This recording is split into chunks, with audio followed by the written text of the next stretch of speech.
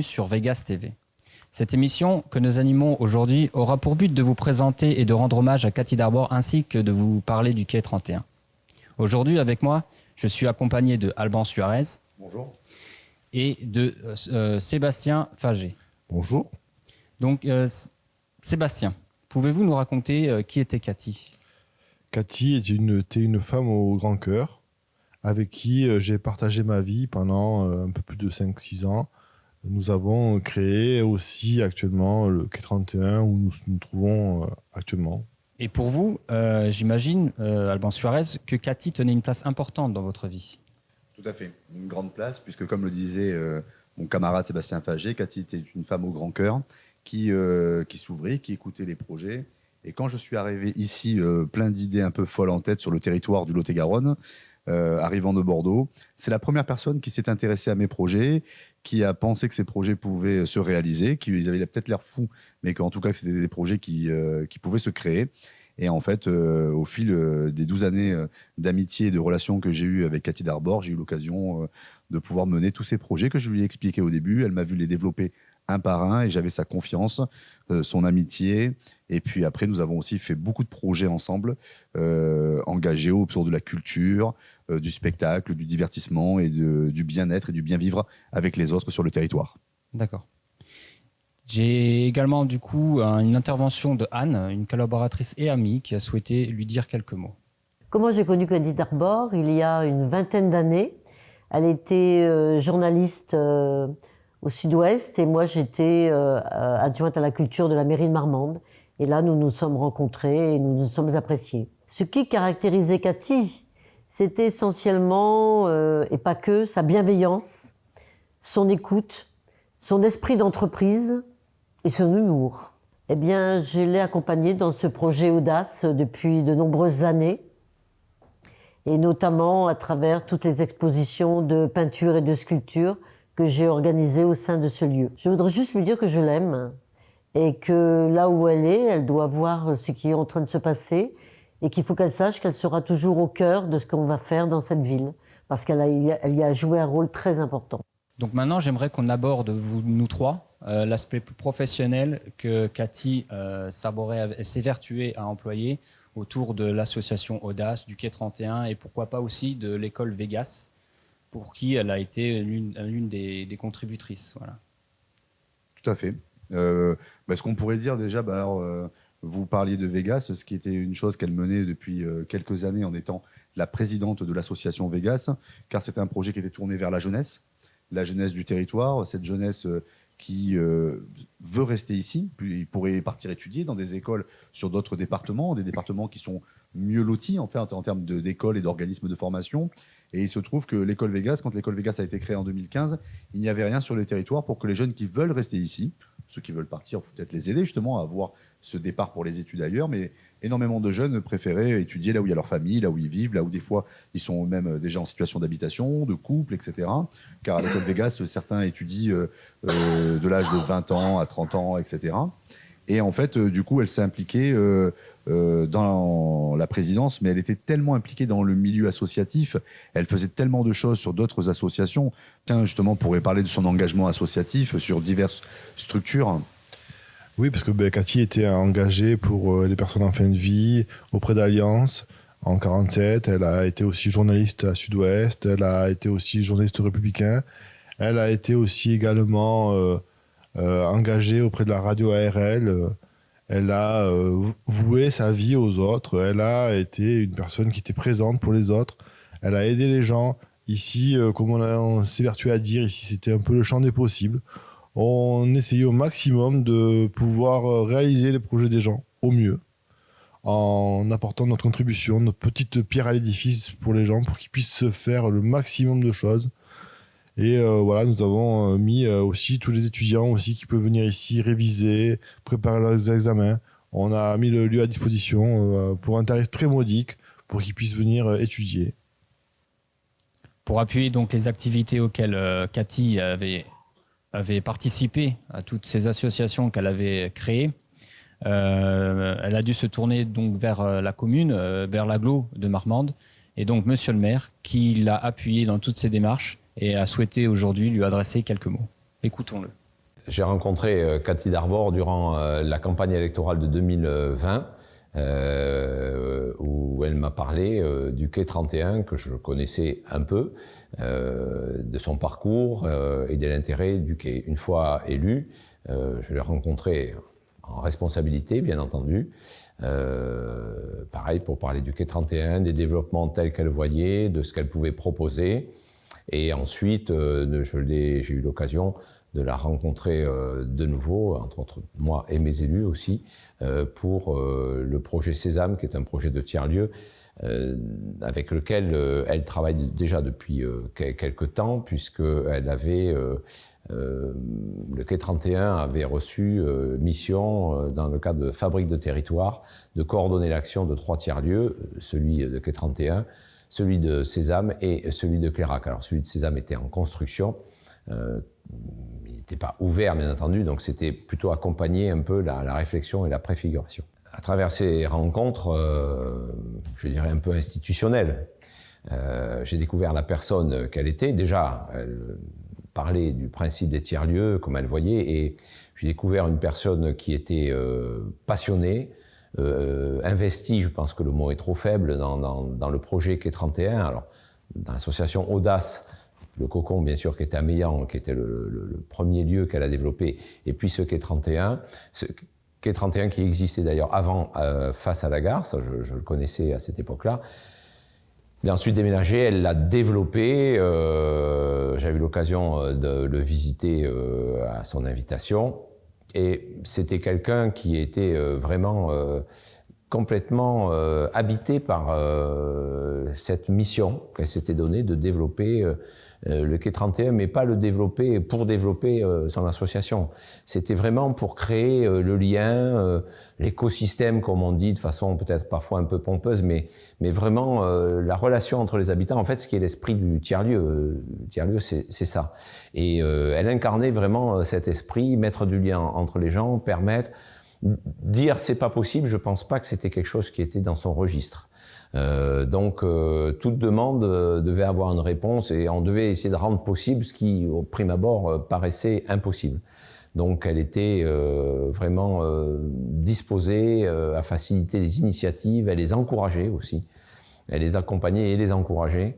Et vraiment, elle avait une vision très ouverte. On disait qu'elle était au grand cœur, je crois que c'était tout à fait ça. Vision très ouverte sur les activités et puis elle a fait diverses activités dans son tiers-lieu. Ça n'a pas été un tiers-lieu avec un thème uniquement, mais parce que ça reflétait son ouverture d'esprit. Et ce qui se dégageait d'elle, vraiment, et ça se voit de la façon dont a vécu le Quai 31, c'est une énergie, j'allais dire inépuisable, quoi, pour avancer. Avancer dans ses projets, rendre possible, je l'ai dit, et il y avait vraiment une énergie énorme qui était déployée. Elle avait de l'empathie aussi pour les gens, elle avait de la bienveillance, ça c'était évident. Mais si on devait, un trait de caractère, c'est compliqué sur une personne comme ça, mais je pense que la force d'entraînement, qui est issue de ça, de l'empathie, de l'énergie, de la bienveillance qu'elle avait. Je crois elle avait une force d'entraînement qui était immense. Si j'avais un remerciement à faire à Cathy Darbord, c'est d'avoir su développer le Quai 31 comme acteur du centre-ville et un acteur qui mettait réellement du lien, ce qui était évidemment dans son esprit. Et ça, la ville de Marmande peut lui dire merci pour ça. Donc après avoir vu l'intervention de Monsieur le maire, je voulais savoir de manière informelle ce que vous pensiez de son discours et si ça rentre en corrélation en fait avec ce que vous pensez de Cathy, de son travail. Ouais, tout à fait. Moi, je trouve que Monsieur le maire a fait une très très belle éloge de Madame Darbord. Je pense que Monsieur Red va pouvoir me rejoindre en me disant qu'il a fait une très très belle éloge de Madame Darbord. Alban ? Tout à fait, je rejoins complètement mon camarade Sébastien sur le fait que c'était un très bel éloge. Et puis aujourd'hui, on est ravis d'être nombreux. D'ailleurs, les obsèques de Cathy ont pu en attester, si tant est qu'il y avait besoin d'en attester, d'à quel point elle était importante pour le territoire, aussi bien au niveau associatif, au niveau humain, les commerçants, artistiques, politiques, etc. Donc beaucoup de gens ont pu la côtoyer. Et puis voilà, Cathy était un cœur d'or. Et moi, je dois avouer que sur toutes ces années de travail à ses côtés, moi, une des choses que j'aimais le plus, c'était la faire rire. Cathy aimait vraiment l'art, le cinéma, la culture, et elle aimait aussi rire. Et puis elle avait un côté, certains disaient très bisounours, qu'on nous a déjà affublé de ce trait de caractère, parce que quand on croit en l'avenir, en notre prochain et dans le positif, parfois on a des idées qu'on veut défendre qui peuvent avoir l'air très bisounours comme ça. Mais bon, il y avait beaucoup de structure, beaucoup de travail derrière aussi. Hein. Et moi, une de mes grandes passions était de la faire rire. Une de mes grandes passions était de dire énormément de bêtises, que je lui soufflais à l'oreille parfois dans des cadres formels, de réunions, etc. Ça n'empêche qu'on était engagés, qu'on était à l'écoute. Mais moi, j'avais grand plaisir à travailler avec ses côtés parce que la joie de vivre qu'elle avait, elle pouvait la transmettre à tous. Et au-delà de ça, il y avait aussi, elle a transmis de la confiance et elle avait une magie, une passion. Elle connaissait tellement de monde qu'elle adorait mettre les gens en relation. Par exemple, elle savait tout de suite, je rencontre un tel aujourd'hui, puis ça lui rappelait quelqu'un qu'elle connaissait des fois, qu'elle n'avait pas appelé depuis 2 ans, et elle mettait les gens en relation parce qu'elle savait que des projets pouvaient naître de certaines synergies. La notion de synergie qu'on retrouve beaucoup sur les tiers-lieux, dans le Quai 31, qui est un lieu de synergie, Cathy passait son temps à essayer de réunir autour de la table des personnes, des projets, tout ça pour voir éclore de magnifiques fleurs, elle-même qui était une fleur magnifique. Après, aussi, elle avait une énorme passion aussi pour les stylos et les cahiers. Elle adorait écrire. Elle a une collection de stylos inimaginable. Chaque fois que les gens rentraient dans son bureau et tout, étaient subjugués par la collection de stylos qu'elle a. Elle a une collection de stylos extraordinaire. Elle a des cahiers, et ce ne sont pas des cahiers basiques qu'on trouve dans le commerce. C'est des cahiers vraiment avec un papier, une texture, une façon d'écrire. Elle adorait échanger avec les gens sur ça. Et elle était passionnée. Et elle adorait aussi les licornes. Elle était un peu dans un imaginaire. Et c'était très, très agréable de pouvoir partager des moments avec elle. Et franchement, tous les gens qui l'ont rencontrée pourront vous dire qu'elle était vraiment exceptionnelle. Et tous les gens qui l'ont rencontrée ont été marqués par sa présence, sa grâce et sa gentillesse. Et son grand cœur. J'adorais par exemple la taquiner, et une des dernières réunions qu'on a eues, j'ai pris une grande trousse en pleine réunion qui était sur la table. Ah oui, c'est vrai, vous avez des stylos. Là, vous l'avez fait stopper sur les stylos, direct. J'ai vérifié, j'ai vu que c'était plein de stylos, et en pleine réunion, j'ai vidé tous ces stylos sur la table. Et du coup, ça l'a sorti complètement ça l'a du cadre de la déstabilisé. réunion. On a grondé devant tout le monde en me disant arrête, touche pas mes stylos et tout. Ces stylos, voilà. c'était sacré. Franchement, si on est touché à ces stylos, là, si on l'a taquiné dessus, après, elle aimait bien aussi prendre un stylo. Et si elle vous appréciait, vous faire des dessins sur les mains, en pleine réunion, réunion, elle adorait, comme si on était au collège, me gribouiller sur les mains pendant que j'étais en train de parler, etc. Elle me passait des coups de feutre sur les mains, etc. Et puis voilà, on venait vraiment derrière, mais en même temps, il y avait besoin parce que le travail que ça représentait, quand elle travaillait sur des dossiers où elle s'enfermait, et puis au final, toutes les 5 minutes, des gens venaient la chercher pour lui demander des choses, les nombreux appels, les coups de téléphone, les SMS, les mails en pagaille, elle avait un traitement d'informations qui était énorme. Elle était capable de se lever le matin à 5h du mat parce qu'elle pensait à un projet sur lequel elle devait avancer, etc. Elle comptait pas ses heures, vraiment. Même pour les uns et les autres, même pour d'autres structures. Elle aidait toutes les structures qui passaient par le quai. Elle était prête à donner du temps, etc. Et donc, du coup, son implication, je pense qu'elle avait besoin aussi de beaucoup être dans l'amusement, de beaucoup être heureuse, joyeuse, de beaucoup rire. Et puis moi, du coup, j'adorais la faire rire. Et surtout donner beaucoup de choses aux gens, surtout les gens qui la rencontré. Voilà, ici, le Quai 31 a été un lieu vraiment où, comme elle s'évertuait à le dire, c'est le champ des possibles.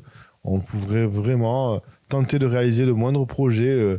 Vraiment, dès que quelqu'un avait une idée, si on pouvait l'aider, on le faisait au maximum pour que les gens puissent faire les choses dans les meilleures conditions possibles. C'est vrai qu'ici, ça a été vraiment un lieu magique. D'accord. Nous avons donc du coup Pierre-Marie Combetz, qui est lui aussi une personne qui a été mise en relation durant une période de 3 jours, donc assez courte, où il a pu faire connaissance de Cathy.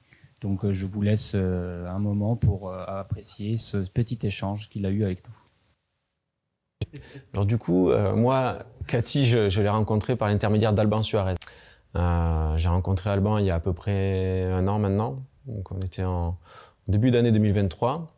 Et Alban m'a fait part de tous ses projets et des gens qui les accompagnaient dans ces projets, et notamment Cathy. Cathy, moi j'ai passé 3 jours de ma vie avec elle.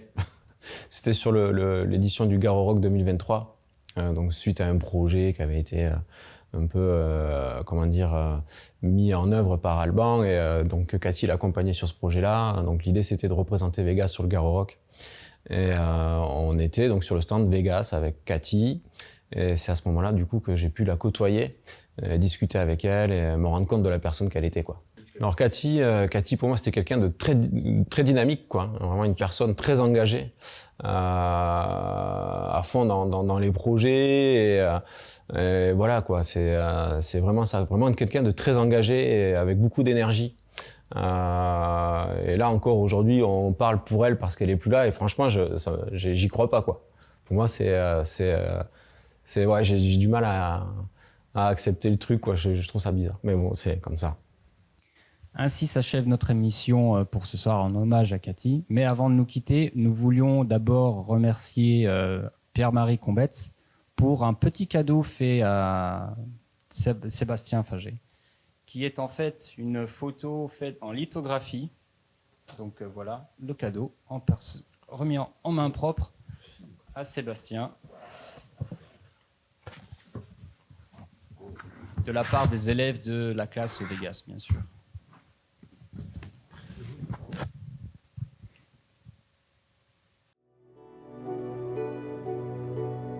Voilà un joli cadeau. Merci beaucoup. Un petit cadeau. Petit cadeau et petit hommage. C'est Monsieur Rez. Grand merci à Pierre-Marie. vous. Ouais. Et aux élèves de Vegas pour cette idée créative. Et du coup, Là, c'est aussi. à Monsieur Jean-Claude Marmier aussi. Oui, aussi. Monsieur Jean-Claude Marmier, directeur de la Télé, voilà, qu'on remercie extrêmement pour l'organisation de cette action de formation avec nos élèves à Vegas.